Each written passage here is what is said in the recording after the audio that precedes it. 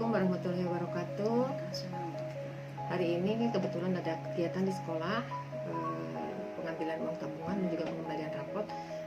Hari ini saya ingin berdiskusi sedikit ya. Kita mau mereview tentang bagaimana kondisi atau testimoni orang tua selama pembelajaran yang dilakukan di rumah dari mulai tanggal 18 April sampai hari ini. Sudah hadir dengan saya, Mbak Safa, kebetulan juga sebagai ketua komite ya di tingkat Naskia. Terima kasih nih kontribusinya selama ini. Oke Mama, kita mau bertanya beberapa hal ya. Pertama, kita kan sebagai guru ya di sekolah, ibu guru mengajarkan anak Al-Fatihah. Sekarang peran itu secara tidak langsung diambil oleh Mama. Apa yang Mama rasakan ketika menjadi guru seperti guru di sekolah terhadap anak kecil? Luar biasa Bu rasanya. Jadi kita bisa merasakan bagaimana guru mendidik anak-anak kita di sekolah selama ini. Jadi rasanya itu kayaknya nggak bisa diungkapkan dengan kata-kata deh. Luar biasa pokoknya. Jadi bisa merasakan gimana kita mendidik satu anak aja di rumah, rasanya itu Masya Allah. Apalagi dengan berbagai macam karakter macam karakter anak-anak di sekolah. Jadi itu udah nggak kebayang gitu.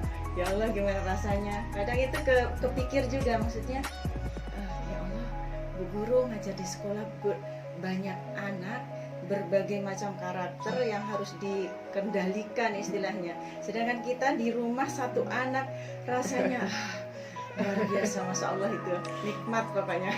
Ya, alhamdulillah ya, berarti salah satu hikmah yang bisa dipetik adalah kita bisa merasakan gimana sih rasanya jadi guru. Makanya di sekolah harus menjadi guru. Ya, kasihan.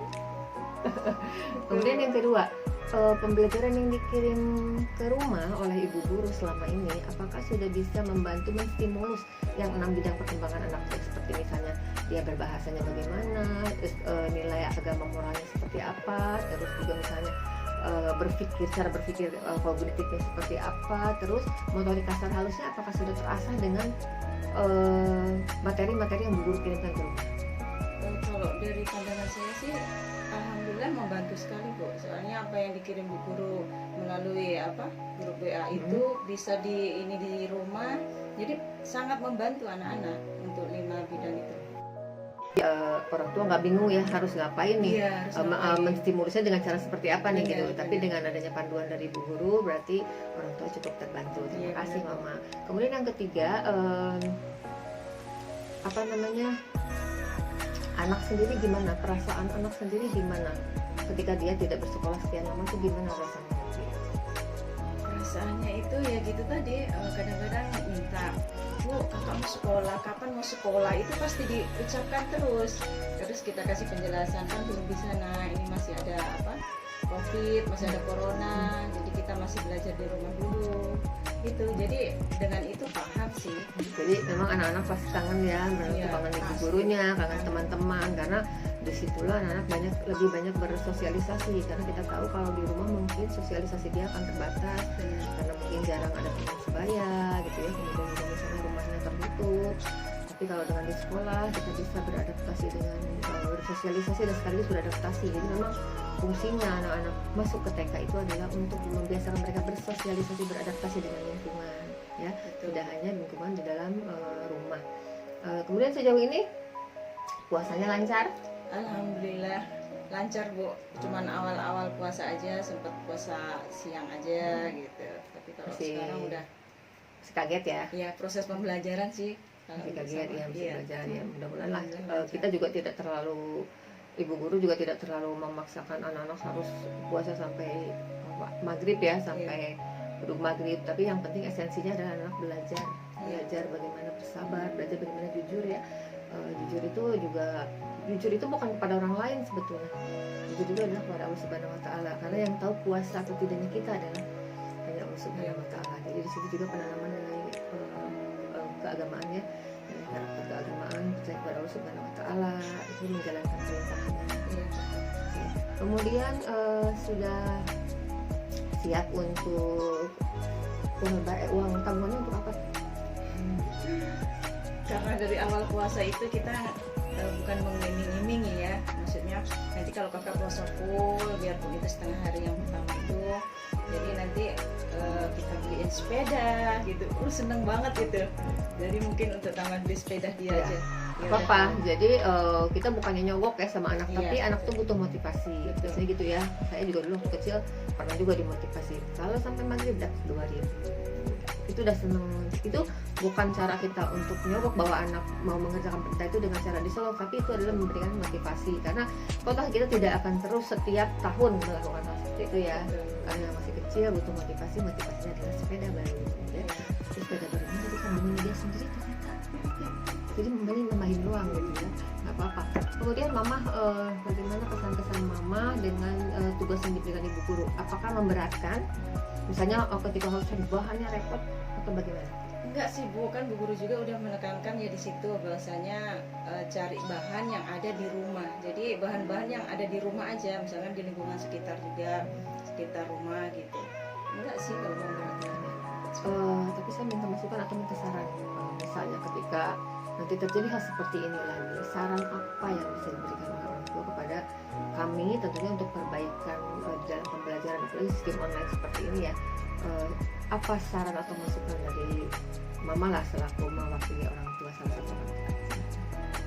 Kalau saran saya sih itu aja sih, maksudnya dikirim kegiatan itu, jadi orang tua punya panduan untuk hari ini ngapain ya, hari besok ngapain ya.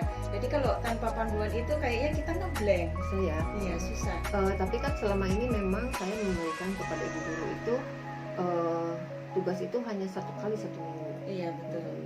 Itu dirasa sudah cukup atau kurang atau kebanyakan? Kalau saya pribadi sih kurang Bu, soalnya mikir lagi, aduh besok ini ngapain ya, ngerjain apa ya, gitu. Jadi kadang masih saya pribadi kurang. Ya, memang betul ya, saya sendiri juga merasa kurang karena kita hanya kirim satu kegiatan atau 3 kegiatan dalam 1 minggu ya, diberikan di dalam bentuk cerita video oleh ibu guru. Mungkin salah satunya adalah bahwa karena banyak sekolah yang memberikan tugas itu memberatkan orang tua. Jadi akhirnya kita berpikir bagaimana kegiatan ini bisa have fun dilaksanakan oleh anak, orang tua juga senang mendampingi tapi tidak memberatkan. Kemudian dari sisi pulsa internet ini banyak dikeluhkan, apakah mempengaruhi? Kalau saya pribadi sih enggak sih Bu, kalau bisa pulsa internetnya. Karena gini, ketika misalnya orang tua mengeluh, ini jadi internetnya cepat habis dan segala macam. Padahal mereka, menurut saya nih, maaf ya mama, kayaknya tanpa WA dengan ibu guru juga kan mama tetap punya WA ya, aktif di WA ya, WA grup dan sebagainya. Jadi itu hanya sedikit saja imbas karena memang kita tidak bisa bertatap muka langsung. Ini tadi yang bagus-bagusnya aja nih, ada nggak yang kira-kira yang kurang lah dari kami untuk kita evaluasi ke depan, karena kita tanpa dikritik, tanpa diberikan masukan nanti kita merasa sudah bagus padahal masih banyak kekurangan. Kalau saya pribadi ya Bu ya, maksudnya selama Safa sekolah di sini 2 tahun sekolah di sini, alhamdulillah sih maksudnya dari awal Safa seperti apa di sini itu saya udah tahu. Jadi udah bisa ini perkembangannya seperti apa itu udah merasakan sekali, maksudnya ininya besar sekali. Jadi kalau menurut saya pribadi kekurangannya hampir tidak ada kalau saya pribadi. Hampir tidak ada. Amin ya. Tapi memang kita masih banyak kekurangan. Kita pasti kita masih banyak kekurangan. Terutama mungkin dari saya kekurangannya ya, karena saya sebagai kepala sekolah kan, dimana program segala macam itu munculnya dari ruang kantor ini. Jadi, semua program yang diluncurkan di TK Taskia adalah bermula dari sini. Jadi kalau misalnya ada kekurangan, ada apapun, itu adalah kesalahan saya.